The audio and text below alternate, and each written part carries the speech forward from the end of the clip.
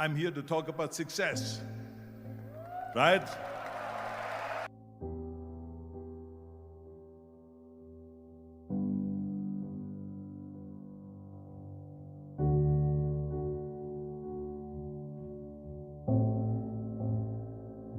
The first rule of success is to have a vision.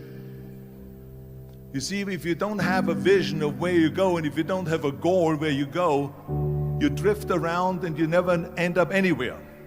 It's like you can have the best ship in the world, you can have the best airplane in the world. If the pilot or the captain doesn't know where to go, it would just drift around. It would not end up anywhere, or most likely in the wrong place.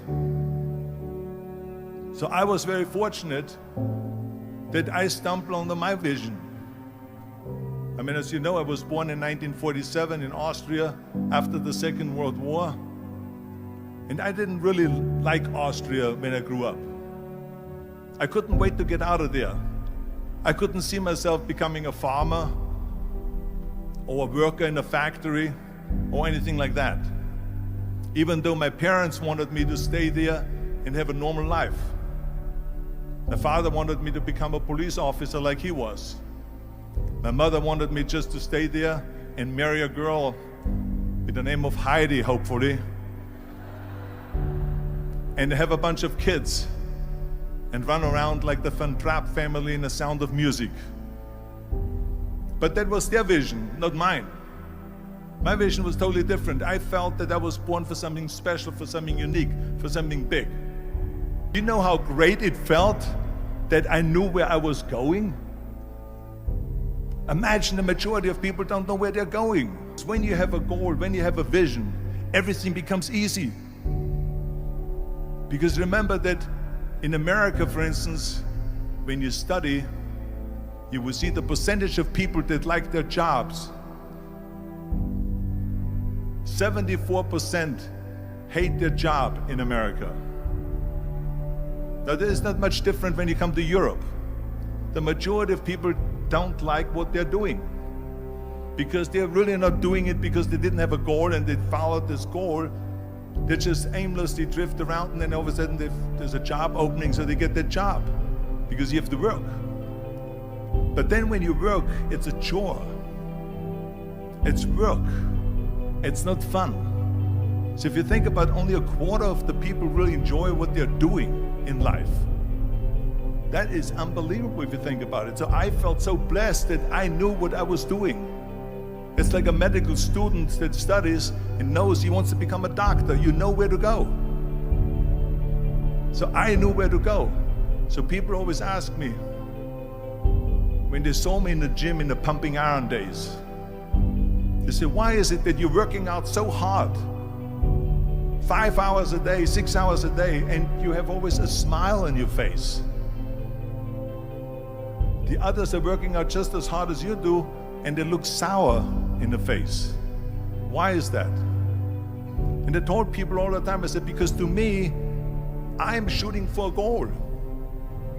In front of me is the Mr. Universe title. So every rep that I do gets me closer to accomplishing that goal, to make this goal, this vision, turn into reality.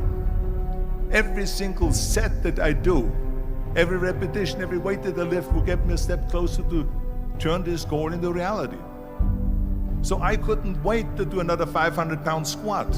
I couldn't wait to do another 500-pound bench press. I couldn't wait to do another 2,000 reps of sit-ups. I couldn't wait for the next exercise, for the next half hour of posing and all the kind of things that you have to do to be a champion. And with the age of 20,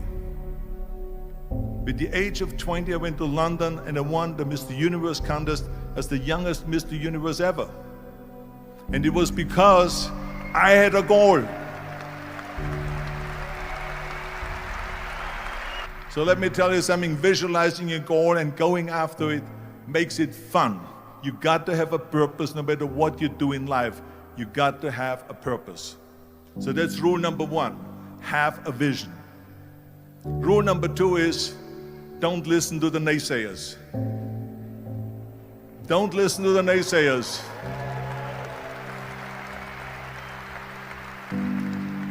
Everything I ever did, the thing that I heard out of people's mouth was, that's impossible. that can't be done or no.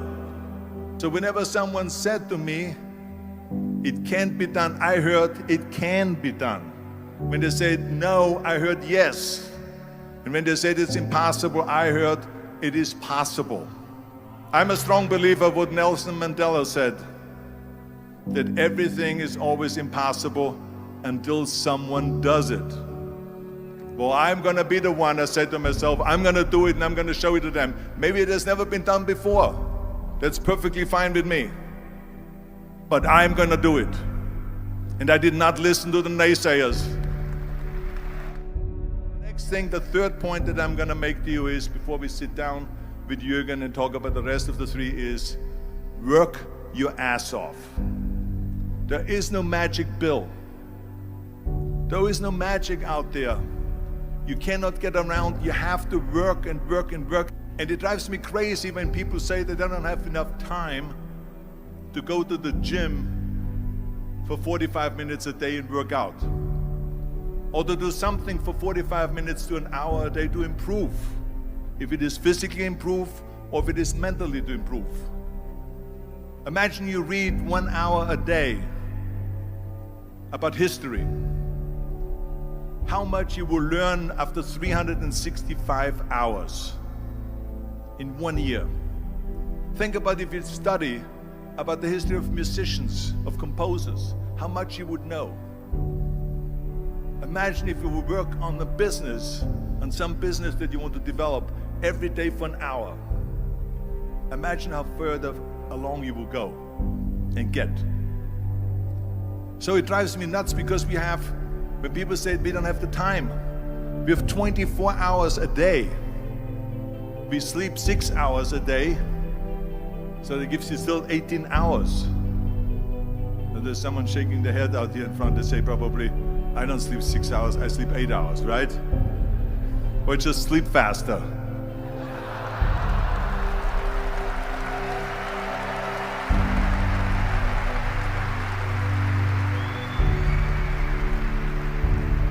So we have 18 hours a day. The average person works around 8 to 10 hours. So let's assume it's 10 hours, so we have 8 hours left. Then you travel around an hour a day, maybe 2 hours a day. So now you have still 6 hours left. So what do you do with these 6 hours? What do you do with these 6 hours? Then we eat a little bit, then we schmooze a little bit, talk a little bit to people and all that stuff. But you can see how much time there is available if you organize your day. So you got to work hard. I mean, let me tell you something. When I went to America, I went to college. I went and worked out 5 hours a day. And I was working on construction. Because in those days in bodybuilding, there was no money. I didn't have the money for food supplements or anything. So I had to go to work. So I worked on construction. I went to college. I worked out in the gym, and at night from 8 o'clock at night to 12 midnight, I went to acting class 4 times a week. So I did all of that. There was not one single minute that I wasted. I became very friendly with Muhammad Ali in the 70s. And Muhammad Ali worked his butt off. And I saw it firsthand. And I remember that there was a sports writer that was there in the gym when he was working out and he was doing sit-ups. And they asked him, how many sit-ups do you do? And he said, I don't start counting until it hurts. Now think about that. He doesn't start counting his sit-ups until he feels pain. That's when he starts counting. That is working hard. And so you can't get around the hard work. It doesn't matter who it is. As a matter of fact, I believe what Ted Turner said, work like hell and advertise.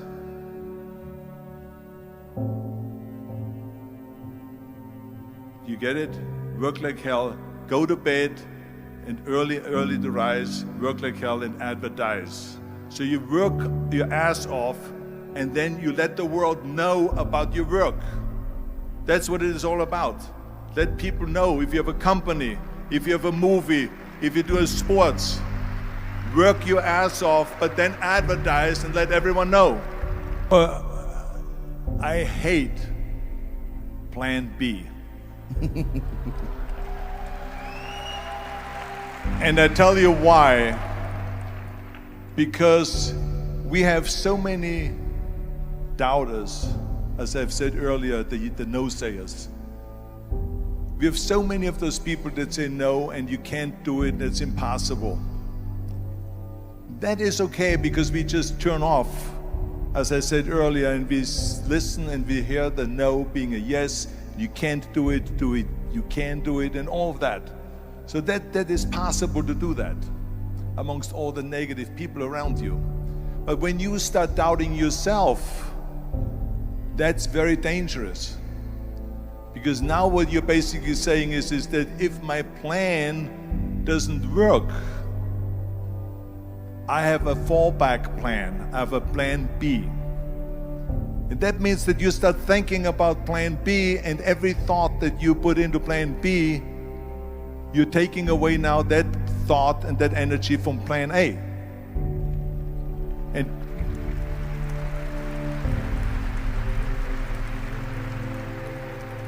And it's very important to understand that we function better if there is no safety net, because plan B becomes a safety net. It says that if I fail, then I fall and I get picked up and I have something else there that will protect me. And that's not good, because people perform better when there's no safety net. People perform better in sports and everything else if you don't have a plan B. To me, it is very dangerous to have a plan B, because you're cutting yourself off from the chance of really succeeding. And the reason, one of the main reasons why people want to have a plan B is because they are worried about failing. What is if I fail, then I don't have anything else? Well, let me tell you something, don't be afraid of failing, because there's nothing wrong with failing. You have to fail in order to climb that ladder. There's no one that doesn't fail. We all fail. It's okay.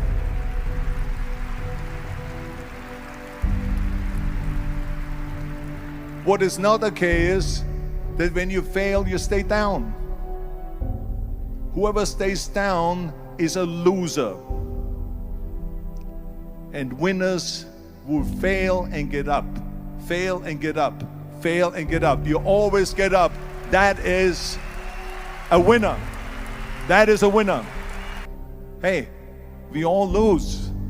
We all have losses. This is okay. And this is why I say don't be worried about losing, because when you're afraid of losing, then you get frozen. You get stiff. You're not relaxed. You got to be, in order to perform well in anything, if it's in boxing or if it is on your job or with your thinking, is only happening when you relax. So relax. It's okay to fail. Let's just go all out and give it everything that you got. That's what it is all about. So don't be afraid to fail. This is one of my 6 rules to success. You can only feel complete as a person if you think about what can you do for your fellow member around you that maybe needs help. I felt like that everyone has a different motivation why you get into that. I was an immigrant going to America, and I saw how America was the most generous country in the world. I mean, they opened up their arms to me, they helped me, they invited me for Thanksgiving dinner. The people, they brought me, the bodybuilders in the gym brought me plates to my apartment because I had no plates, I had no silverware, I had no bedware, I had no pillows, I had no blanket, I had no TV, I had no radio, I had nothing. They brought it to my apartment. They helped me. And I saw that firsthand, this generosity in America. And I said to myself, as an immigrant that is being embraced with open arms, that I need to go and make sure that I give something back.